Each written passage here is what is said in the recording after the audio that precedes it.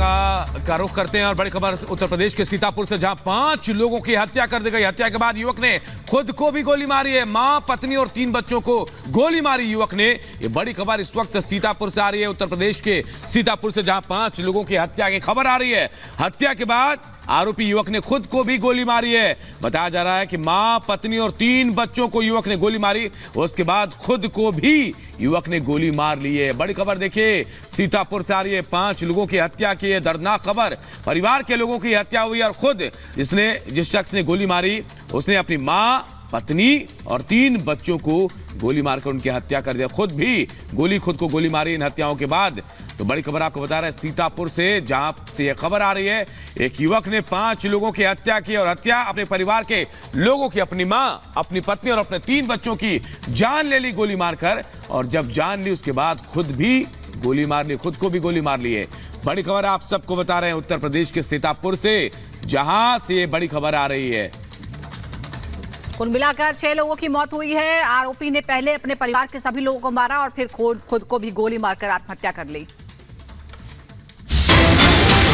के बीच मणिशंकर अय्यर के पाकिस्तान वाले बयान पर सियासी घमासान मचा। अमित शाह ने पलटवार करते हुए कहा है कि पीओके भारत का है और इसे कोई छीन नहीं सकता। सुनाते हैं आपको क्या कहा गृहमंत्री ने। मणिशंकर अय्यर हमें धमकी दे रहे हैं, देश को धमकी दे रहे हैं। पाकिस्तान को सम्मान दीजिए, उनके पास एटॉमिक बॉम्ब है।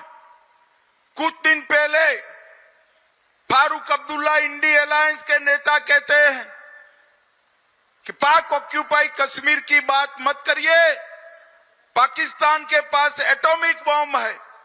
मैं कांग्रेस पार्टी और इंडी अलायंस वालों को कहना चाहता हूं, पाक ऑक्यूपाई कश्मीर भारत का है, इसको कोई नहीं छीन सकता, भारत से कोई नहीं छीन सकता। भाइयों बहनों, ये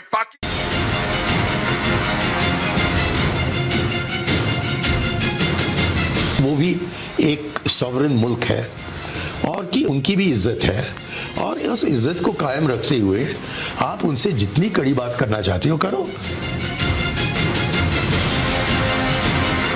कांग्रेस नेता मणिशंकर अय्यर का पाकिस्तान प्रेम एक बार फिर जागा है। जो देश हमेशा से ही भारत के खिलाफ साजिशें रचता रहा है, उससे वो बात करना चाहते हैं।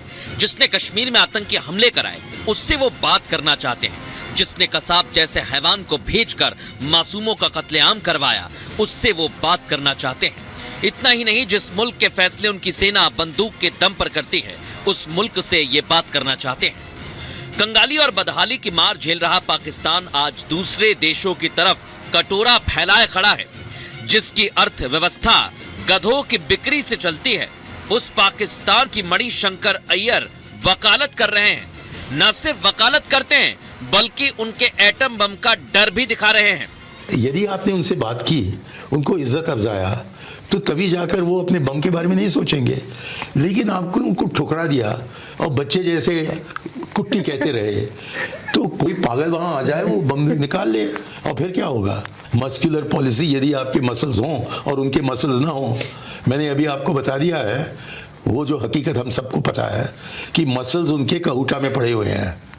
ये भी है, और कहीं गलत फहमी फैल जाए तो तब दिक्कत में पड़ेंगे। मणिशंकर अय्यर पाकिस्तान की जुबान बोल रहे हैं, उसकी परमाणु ताकत का डर दिखा रहे हैं, लेकिन शायद उन्हें नए भारत की शक्तियों का अंदाजा नहीं है। शायद वो बालाकोट एयर स्ट्राइक को भूल गए हैं। शायद वो अंतर्राष्ट्रीय मंचों पर भारत की धमक भूल गए हैं।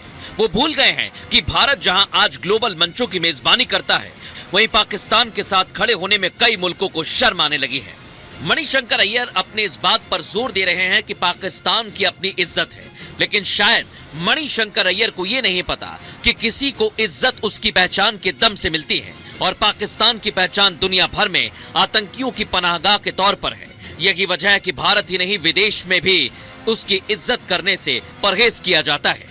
कांग्रेस और मणिशंकर अय्यर को रिपब्लिक भारत पर दिए गए मोदी के बयान को ध्यान से सुनना चाहिए और समझना चाहिए कि भारत किन ऊंचाइयों की तरफ जा रहा है और पाकिस्तान कहां रह गया। पाकिस्तान के अप्रोच में अपना दिमाग खपाना नहीं चाहिए।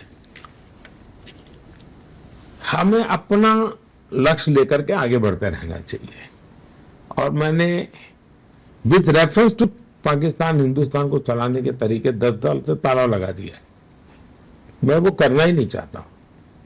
पाकिस्तान उन्होंने अपना अलग देश 47 में ले लिया हमसे, अब वो अपना करे, भला करे, अच्छा करे, वो अपना 2 टाइम की अच्छी रोटी खा ले, बस। मुझे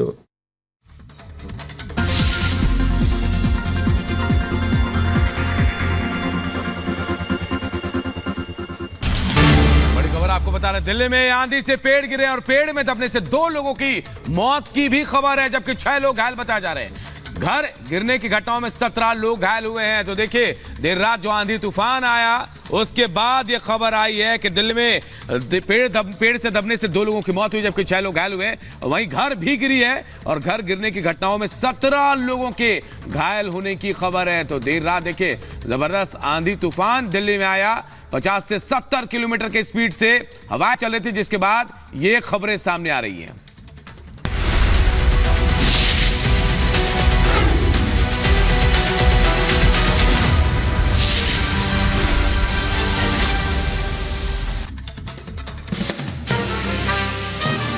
ओडिशा की राजधानी भुवनेश्वर में पीएम मोदी ने किया विशाल रोड शो। इस दौरान सांसद अपराजिता सारंगी भी मौजूद रही। रोड शो के दौरान ओडिशा की कला, संस्कृति और परंपरा देखने को मिली। पीएम मोदी के ओडिशा दौरे का आज दूसरा दिन। पीएम मोदी आज ओडिशा में 3 जनसभाओं को संबोधित करेंगे। साथ ही झारखंड के चतरा में बीजेपी प्रत्याशी कालीचरण सिंह के समर्थन में वोट अपील भी करेंगे। चुनाव को लेकर स्मृति ईरानी ने लोगों से की अपील, कहा राम भक्तों लोकतंत्र के हनुमान बन जाओ और कांग्रेस की लंका में आग लगा दो। 20 मई को कमल का बटन दबाओ और राम भक्तों की सरकार बनाओ। राम भक्तों लोकतंत्र के हनुमान बन जाओ, कांग्रेस की लंका में आग लगाओ, 20 मई को कमल का बटन दबाओ, राष्ट्र भक्तों की सरकार बनाओ।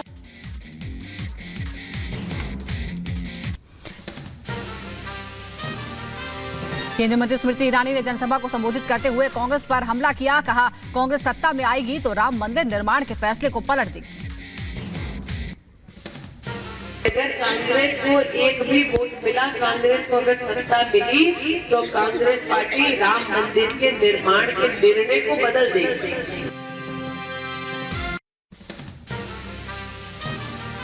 गृह मंत्री अमित शाह का तेलंगाना में ताबड़तोड़ चुनाव प्रचार। तेलंगाना में 2 जनसभाओं को संबोधित करेंगे अमित शाह।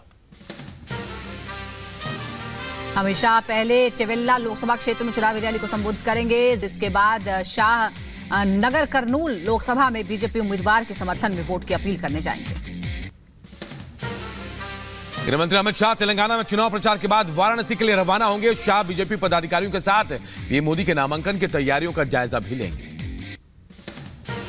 सीएम योगी आदित्यनाथ भी आज वाराणसी जाएंगे, अमित शाह के साथ बैठक में हिस्सा लेंगे। इससे पहले सीएम योगी आज कानपुर और उन्नाव में जनसभाओं को संबोधित करेंगे। इसके साथ ही योगी बिहार के बेगूसराय में भी जनसभा करेंगे।